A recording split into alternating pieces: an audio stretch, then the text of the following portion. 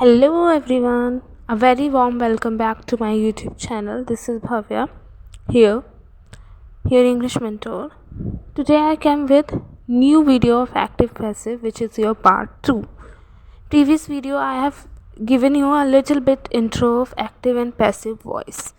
Now in this video part 2 I will tell you about the active and passive in more detail and in brief. Now first of all, in passive voice, always object takes place of subject. In passive voice में always the object take place of subject. Object क्या करता है? Subject की place ले लेता है, जगह ले लेता है ना?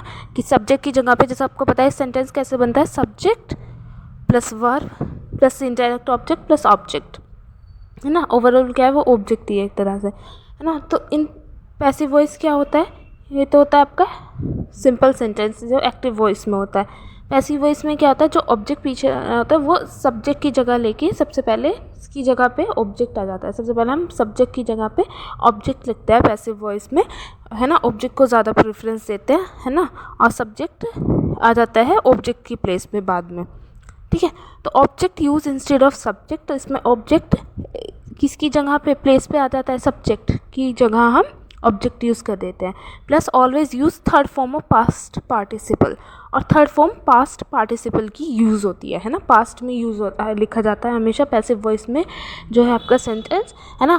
पास्ट पार्टिसिपल, है ना? कि पास्ट में जो भी आपका टर्म्स यूज़ होती है ना, उसे पास्ट पार्टिसिपल कहते हैं. जैसे कि मैंने बताया था, told earlier, as I told you earlier.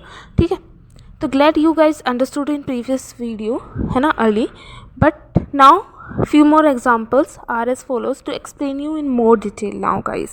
ठीक है, अभी मैं आपको और अच्छे से डिटेल में समझाने के लिए कुछ और few more examples दूंगी. जैसे he buys a new car, उसने एक नई कार खरीदी. तो a new car is brought by him, एक नई कार उसके द्वारा खरीदी गई. ये हो गया आपका पैसिव वॉइस में. तो यहाँ पे हमने किसको प्रेफरेंस दी? आपके ऑब्जेक्ट को, a new car, है ना? और बाइस की जगह इज ब्रॉट लग गया थर्ड फॉर्म में, है ना? तो ये थर्ड पार्टिसिपल यहाँ पे ब्रोट यूज़ हुआ इन प्लेस ऑफ बाइस. ठीक है, और ऑब्जेक्ट ने सब्जेक्ट की प्लेस ले ली. ही की जगह हमने अ न्यू कार यूज़ कर दिया जो हमारा ऑब्जेक्ट था, और जो ही सब्जेक्ट था वो बाय हिम यूज़ हो गया. ठीक है, इन परफेक्ट में हमारा always use third form of verb. जब आपको बताया आप किसी भी चीज़ का परफेक्ट यूज़ करते हो, चाहे वो पास्ट परफेक्ट हो, प्रेजेंट परफेक्ट हो या फ्यूचर परफेक्ट हो, तो परफेक्ट फॉर्म में हमारा ऑलवेज थर्ड फॉर्म वर्ब की यूज़ होती है, यानी कि क्रिया की थर्ड फॉर्म, तीसरी फॉर्म यूज़ होती है. ठीक है, जैसे पास्ट पार्टिसिपल में हमारा एज बीन यूज़ होता है ना? पास्ट पार्टिसिपल में हम हमेशा थर्ड फॉर्म यूज़ करते हैं, इसके साथ साथ पास्ट पार्टिसिपल यूज़ करते हैं परफेक्ट में हमेशा.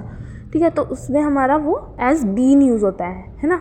और अगर वही चीज़ मैं प्रेजेंट में बोलूँ तो वो बीइंग यूज़ होता है. तो यहाँ पे हमारा बीइंग यूज़ होगा. जैसे she paints a new drawing, उसने एक न्यू ड्राइंग बनाई. तो a new drawing is been painted by her. तो एक नई ड्राइंग उसके द्वारा पेंट की गई या बनाई गई.